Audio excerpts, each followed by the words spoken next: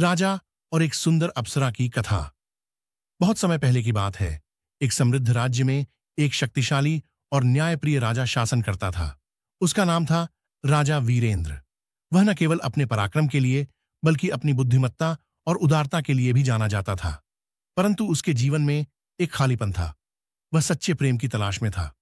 एक रात जब वह अपने महल के बगीचे में टहल रहा था, अचानक आकाश में चमक हुई और एक दिव्य प्रकाश के बीच एक सुंदर अप्सरा प्रकट हुई।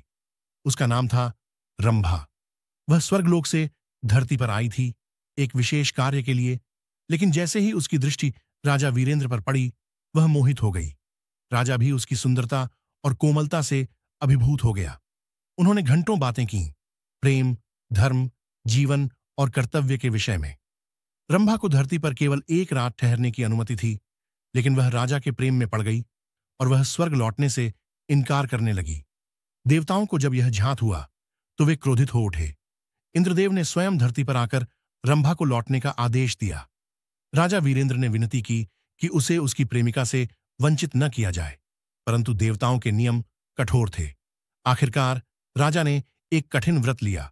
वह तब तक भोजन नहीं करेगा जब तक उसे रंभा को एक बार फिर न देखने का अवसर न मिले। उसकी तपस्या से प्रसन्न होकर ब्रह्मा जी प्रकट हुए और वरदान दिया कि रंभा जन्म जन्मांतर तक उसके साथ पुनः मिलती रहेगी, चाहे वे किसी भी जन्म में हों। इस प्रकार राजा और रंभा का प्रेम अमर हो गया, जो युगों युगों तक जन्मों की सीमा से परे चलता रहा। सीख: सच्चा प्रेम न केवल रूप से बल्कि आत्मा से जुड़ता है। जब प्रेम सच्चा हो तो उसे समय और मृत्यु भी जुदा नहीं कर सकते।